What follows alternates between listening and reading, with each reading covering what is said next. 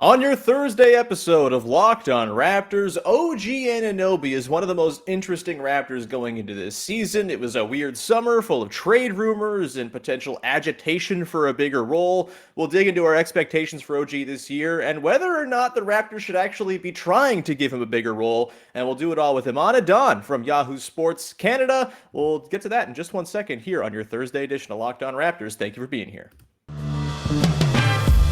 You are Locked On Raptors, your daily Toronto Raptors podcast, part of the Locked On Podcast Network. Your team every day.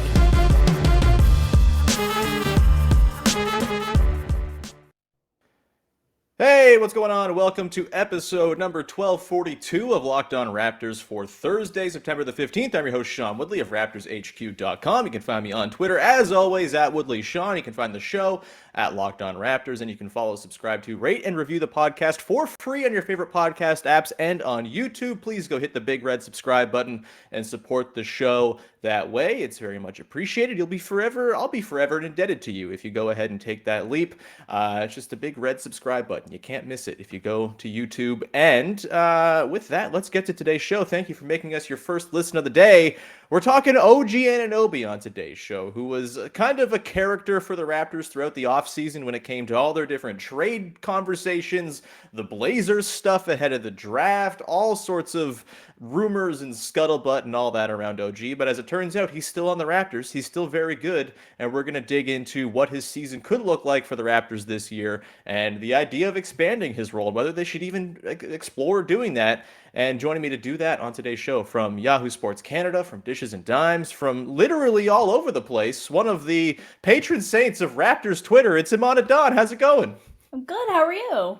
I'm great. It's really nice to have you back on the show. And I love talking about OG. He's a really interesting guy, very, I think, indicative of the style of play the Raptors seemingly want to play. But as I kind of pointed out on an episode last week, he also seems like maybe the guy getting squeezed the most by the arrival of Scottie Barnes and just the overall glut of 6'8", 6'9", do-it-all wings. And so let's kind of dig in first, Imman, to your expectations for OG this season. Obviously, there's lots of talk in the offseason, the various reports, however legitimate or whatever, about his potential agitation and wanting a bigger role within the team, obviously included in plenty of trade rumors. It seemed a lot like it was sort of like external wish casting, hoping that the Raptors might trade him as opposed to there actually being any sort of tension within the Raptors. But just as sort of like a broad starting point here before we dive into the nitty gritty, what are your expectations for OG this season, I guess production wise, but also maybe more importantly, what do you think his role should be and will be on this Raptors team? Yeah, no, that's a good question. And I do think a lot of it does hinge on what Scottie is as well, right? Because OG Anunoby, the way that I sort of look at him last season is as your tertiary guy. You have Fred, you have Pascal, and quite like I was looking at OG highlights just because I'm so ready for the season to begin. And it surprised me. And obviously I knew this going into it, but it surprised me how many of them were catch and shoot opportunities. And it was well, yeah, Pascal draws a double, and Pascal and Fred have been really great at finding OG, and that's kind of how he burns you. And he can sort of walk to 18 points because he has the ability to shoot is kind of what makes him integral to your Vision 6'9". That's why his production is going to be something that's hard to replace. And on the defensive end as well, I mean, you do have Precious coming up, but in order for this wacky lineup at the Raptors to continue to throw out, in order for it to work, you need to have a guy like OG. His size can guard up. His size allows him to guard up, so you have him against bigger guys, but also he's quick enough and he's athletic enough to guard at the point of attack as well. So he's kind of versatile. He can do everything for you on the defensive end, and you're going to continue to need that if you're the Raptors. But on the offensive end, I kind of in my head still have him slotted as your tertiary guy, but that does hinge on what Scottie Barnes can be, because if Scottie Barnes kind of takes over some of that, then I don't know what that really allows for OG to do.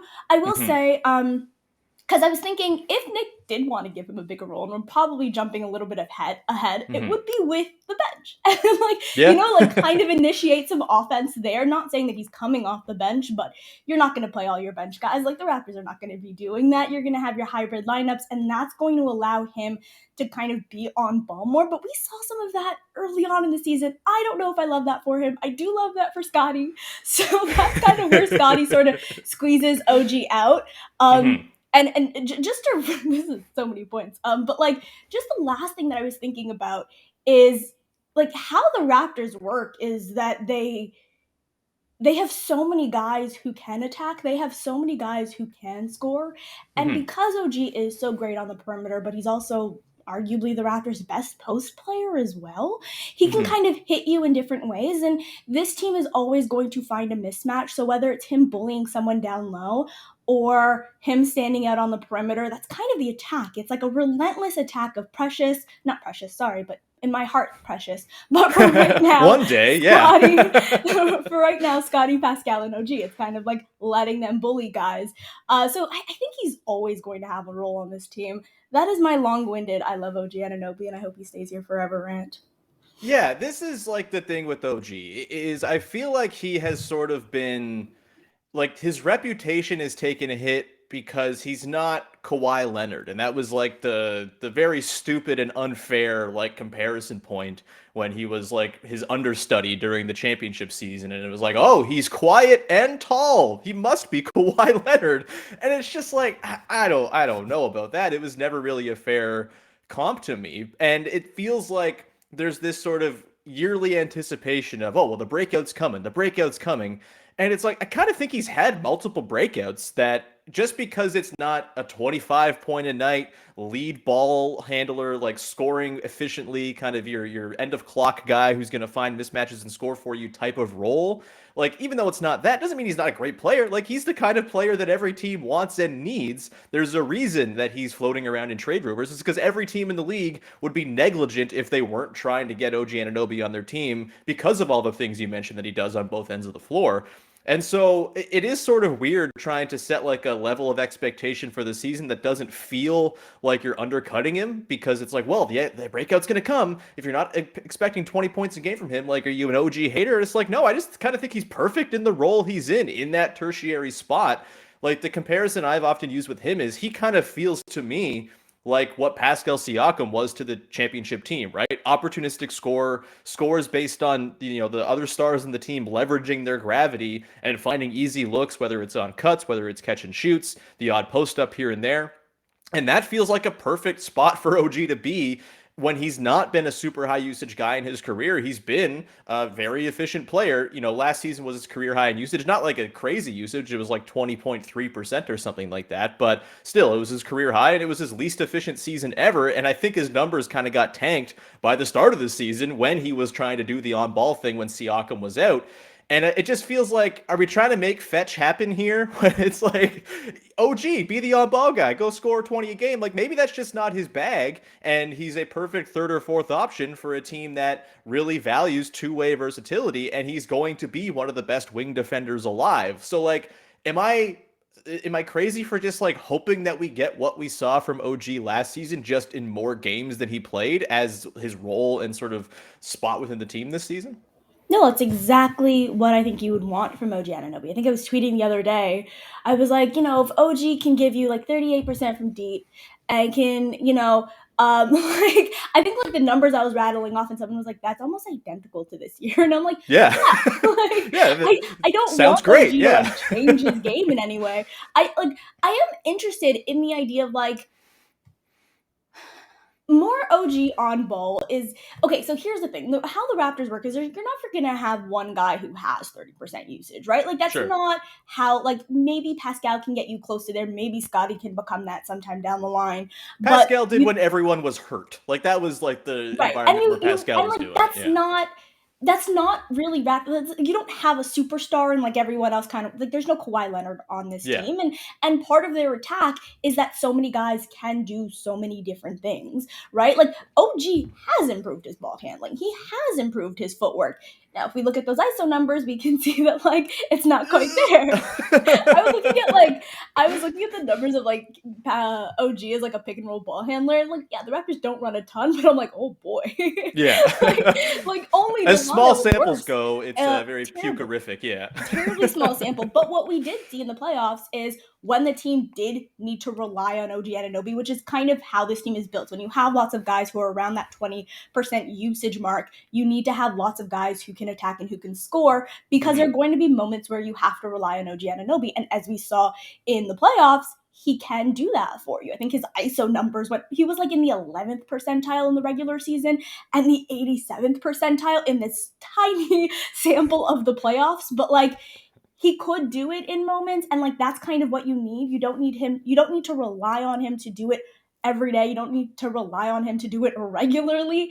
I do think some of the like OG on ball numbers are kind of tanked a little bit by like in the beginning of the season.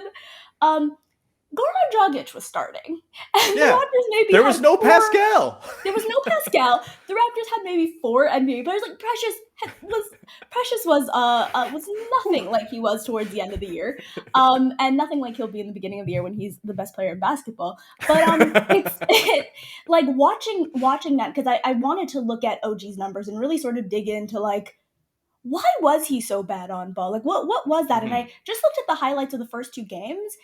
And he had 2 shots on 17 self-created shots. So like of his 17 self-created shots in the first 2 games, only 2 of them went in. So like when we talk about 101 ISO possessions for an OG Anunoby and you look at the beginning of the season, you can see why a lot of those numbers tank. Now that doesn't mean he doesn't necessarily have the ability to do it. I don't know that the Raptors should be relying on him to do it in most moments or sort of carrying the lineup that way.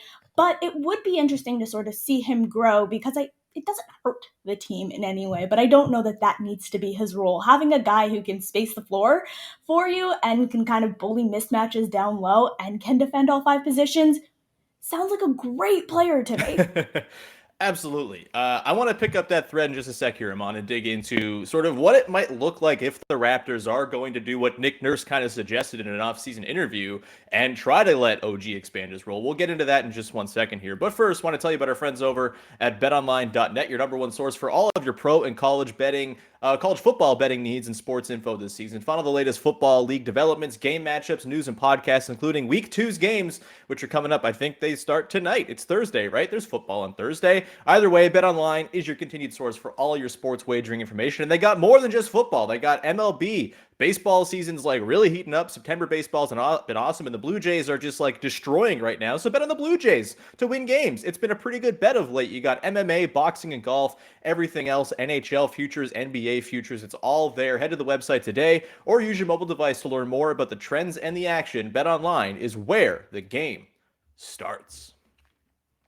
And we continue on here with your first listen of the day with Imman Adan of Yahoo Sports Canada, among other bylines and places, because Imman's the best.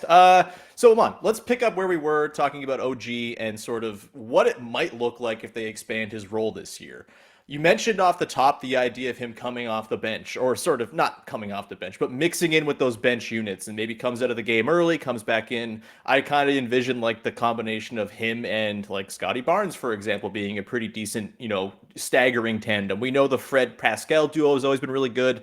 Maybe that's where you get Scottie some run with the ball in his hands as well. And as you mentioned also before, like it's not a bad thing if OG magically discovers some more on-ball chops and removes some of the roboticism from the way with which he moves and sort of dribbles. Like that's all good stuff. Like more ball handlers, every team is going to want that. But my concern, if they are going to amp up OG's role, raise his usage, give him a little bit more agency to kind of take things over, is who does that come at the expense of? And what is the cost of that, right? Like, is that coming out of Pascal Siakam's possessions, which were the most efficient possessions the Raptors had last year? Is that coming away from Fred VanVleet, Scottie Barnes, Gary Trent Jr., which could be a bit of a difficult thing to manage politically, considering we know Gary Trent Jr. loves himself some shots? Where are you at with, like, if they are going to expand it, who is the best person to take it away from in terms of, like, there's a lot of mouths to feed in this team. Like, it's just the way it is. It's what happens when you have a lot of good players, but how does it look if OG does expand his role and maybe raises his usage up to 22, 23% as opposed to the 19, 20 it's been the last couple of years? I do think part of that would be Gary. I think it's been Essid who's been calling OG your two. Like, he's just like, OG is a two. Yeah. Play OG as a two. I do think that it would be Gary, and that's unfortunate. And like, what Gary brings, like, every time I have a conversation with someone on the timeline, it's like, well, the Raptors need a bucket getter. I think that's exactly what a Gary Trent Jr. can be, right? Like, he can get you buckets. He's got the gunner's spirit. He's small does. Serge Ibaka. It's the best. Yeah, I was just talking about how, like, yeah, Gary's kind of fulfilled the role of like a Norm and a Surge. Like, it's Norm / Surge. Sure. The way that I sort of look at his role on this team. And like the heart of Surge and the role of Norm. But I do think that, yes, it would be Gary. And that's kind of the issue, is when you have so many talented guys, there's only so much ball to go around, right?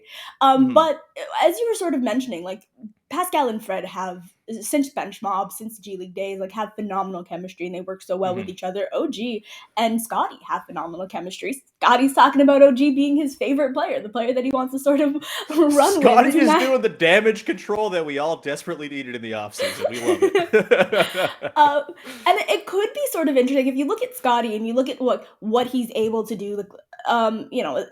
The Raptors don't run a ton of pick and roll, but even like as a pick and roll ball handler, as a playmaker, you want to put the ball in Scottie's hands. It could be a scenario where if you are running your hybrid lineups, that you have Scottie as like as your play starter and OG as your play finisher, because that's what OG does so well on this team. Like, they have the chemistry to sort of work something like that out. It does depend on what the bench looks like, because it looks like the Raptors have more bodies than they had last year. Like, it is a deeper team than they have last year. But I think to get Scottie some more reps and get him sort of developing, whether it be his ball handling or his playmaking or different things like that, I think OG sort of pairing with him and being that play finisher on a lot of these reps could be something really interesting and an interesting attack for the Raptors. But who gets squeezed out of that is going to be Gary Trent. And it didn't surprise me that, like, Gary and OG have the same agent or agency, and like, when one wants a bigger role, well, that's going to hurt the other one, and the other one's a free agent. Like, I think there's a lot of politics in the reports that came out this season, or in the off season, I should say. There, it's difficult, but I do think the person is going to be Gary. Do you think so as well?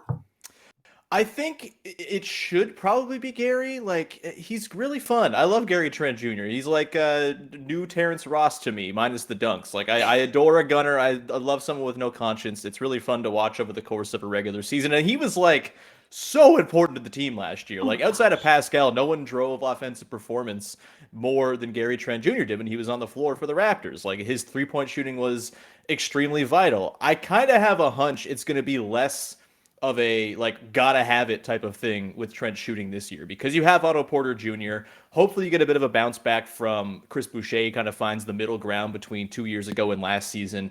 Precious, obviously, if he can kind of carry over what he did in the back part of last year, that's a reliable shooter. He's going to do it, of course. This is a pro Precious podcast. By the way, we're talking Precious tomorrow with Samson Folk, so keep an eye out for that.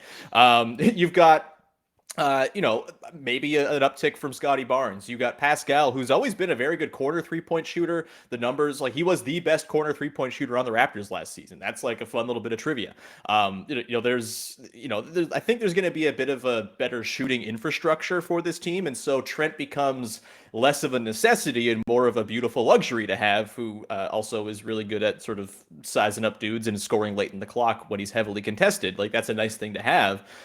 I also wonder, did we maybe just see Fred VanVleet average like 12 points a game this season and just set up everybody else? Like, I know there's this sort of gunner's interpretation of Fred as well. I don't think that's entirely fair or super earned. Like, I think he's become a gunner when the Raptors have needed him to be that, but I do think there's some adaptability to his game.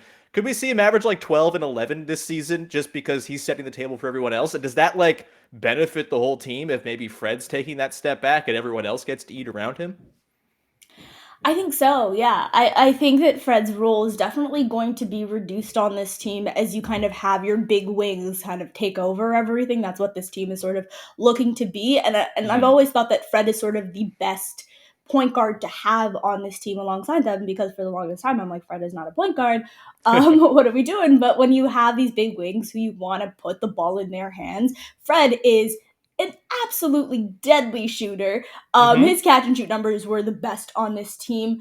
Best in the league. Like, he's really good. Here we go, like phenomenal. And like, Yeah. if you can have like, what did Fred take, like 10 threes a game last year? Yeah. Like, yeah, when he got hurt, those numbers kind of tanked a little bit, but he was like doing that on 40% shooting. Like, the spacing that he provides to this team, especially off ball, like, he's just deadly. I think that Fred is a weapon on the court, and he doesn't necessarily need to have the ball in his hands, but he can sort of set everybody up. He's an incredibly unselfish player, and just the way that he's changed his game to fit in with this team is something that I think we all sort of take for granted. I think he's like the perfect guard to really have here. So yeah, Fred definitely, that usage is going down, and I think that sort of bodes well for the Raptors as well, because we know that when you call on Fred and when he's needed, he can really step up, and you're not going to have health for the entire season. I mean, knock on wood, hopefully the Raptors do, but so having a guy like Fred sort of step up when it's necessary, but take a backseat role, just keeps his legs fresh for the playoffs, where you're definitely going to need him, because he still is the team's second best player in moments as well. So like, having him take a back seat so that you can watch this sort of big wing lineup go crazy, I think sort of benefits the entire team and sort of the trajectory of this team moving forward. Yeah, I mean, this is a conversation about OG, but I do think Fred is very much like involved in all of it, because he kind of feels like the easy guy to disperse those extra looks to OG and Trent if they are going to make a concerted effort to make those guys sort of more prominent.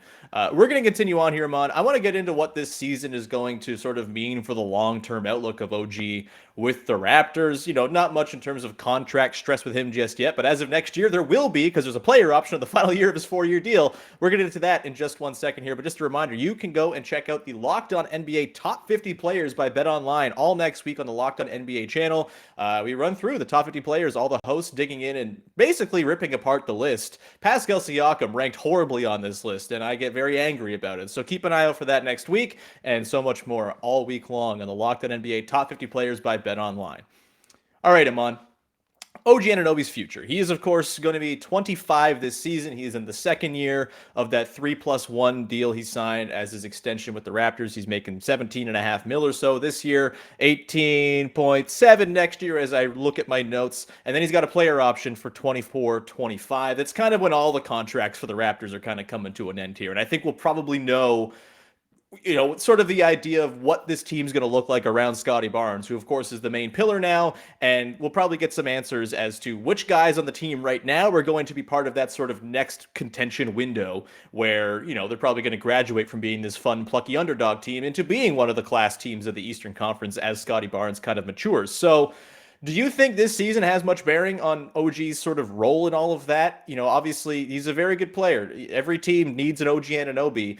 Do you think, you know, is there a world in which he like is so good he plays himself out of the Raptors' long-term price range and they have to look at moving on from him before the cap crunch comes? Do you think he kind of maybe just establishes himself as like a perfect number 4 and everyone's fine with that and they go ahead and maybe give him like a slight raise next time out? Like, or do you think this season doesn't have that much bearing at all because it's still a couple years down the road? They don't have to worry about all that much just yet. It's more of a Fred and Gary Trent Jr. type of season when it comes to it being a referendum on their futures with the team. I do think that like Fred and sort of Gary are going to be sort of taking precedence here, but with OG, I think what you're looking for from him is just, can he stay healthy for the year? Please. Please. I also think the pieces around him matter as much as him. Like, I think we know what we're going to get from OG. There are not a lot of questions. With Precious, tons of questions. We can get the best player I've ever seen in the entirety of basketball, or we can get the Precious that we saw at moments last season, which who just can't convert an offensive rebound putback to save his bloody life. Yeah, that guy. So sad. Oh, like I was like, do the Raptors stuff. have? I was just sort of thinking about it yesterday. I was like, did the Raptors have any like lob passers? Because like Precious could be so great at like, and someone was like, Precious can't catch, and then Doug like, it's not happening. So like I feel like the Precious is like sort of all over the place, but like with OG, you kind of know exactly what you have, and you kind of hope that Precious can be a guy who can once again defend everything on the other end and shoot the threes. And I kind of think that like that sort of makes the Vision 6-9 lineup work, but that's exactly who OG is right now, which is what's making the Vision 6-9 lineup work. So I think like Precious's growth is going to be kind of interesting on OG. If you can have both of those guys, it's phenomenal. But like with OG, I do think he's just going to be, with Scottie's growth, he's going to be slotted in that fourth spot. I don't know what Scottie's going to be this season. I don't know how he's going to grow. Currently, OG is your tertiary guy, and his role is to exploit mismatches down low and to hit shots when they're given to him around the perimeter, and like that's what he does so well. And I think that that's what we're going to see this season, and I think that sort of slots him into getting a bit of a pay raise because he works in perfectly with this team. I don't think the Raptors are ever going to be looking to move from OG Anunoby, and I don't know that OG necessarily has the on-ball skills to really price himself out of the Raptors range anyway. So I think we're just going to continue to get what we get from OG Anunoby, which is a really good player for this team, and I think a really good spot for OG Anunoby, because even those Portland rumors were Jeremy Grant thinks he's like Kobe Bryant. Damian Lillard is gonna have 30% usage. Who's their center? I was gonna call him Jokic. No, bad Jokic. Nurkic, yeah. I still do that. Nurkic and Jokic have the same. You play on the same team once upon a time, you're gonna have the same name. Nurkic is one of the centers that leads the league in sort of usage as an offensive guy. So and Simons is growing and taking sort of that secondary role. So you're looking at these other teams that quote unquote wanted OG Anunoby, and you're your usage is gonna go down compared to this team where you don't really have any of that. So I think this is a team that really benefits OG's skill set and can allow him to try different things because you don't have one guy that is so ball dominant. And at the same time, I think that what OG brings is exactly what the Raptors need. So I can imagine this to just sort of be a marriage that lasts until forever. OG gets a bit of a pay raise and everyone kind of moves on. He's not going to be Kawhi, but he's exactly what this team needs. Yeah, I think so too. I think this is going to be a very cementing year for OG, and I think it's going to be, maybe he's not the guy you're going to run your whole offense through, but he's going to be a damn important player, as good as potentially as good as your third best player on whatever your next version of a contender is going to look like. I think if I was to rank the likelihood of say OG, Fred, and Gary being on the team in 2026 and being a key cog in whatever team that is, I think OG's the most likely to be around. He's young, he does everything that you need on a good team, and I think there will be some sort of middle ground found with the role agitation that apparently has been reported or whatever. I don't even know how real that is, honestly. I really don't. It does feel like a lot of that stuff was other teams being that team over there has lots of guys who are the same size. They must be angry at one another because there's only one ball to go around. And it's maybe not. That feels like you're wish casting more than anything else. So I think it's going to be a sort of, we established exactly what OG's sort of long-term outlook will be. There's still always room for improvement and growth, but I do think we're going to kind of get a better version of what we saw last year, hopefully for more games than just 48. Obviously, that's the big sort of limiting factor with him. And if the injuries persist, then maybe that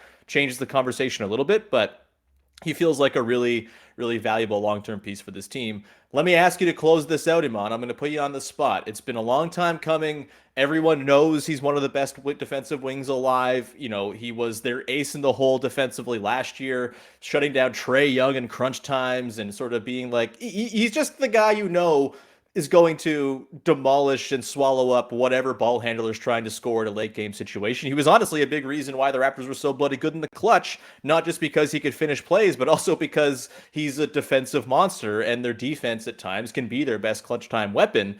So I ask you now, Imman, does OG finally make an all defense team this year?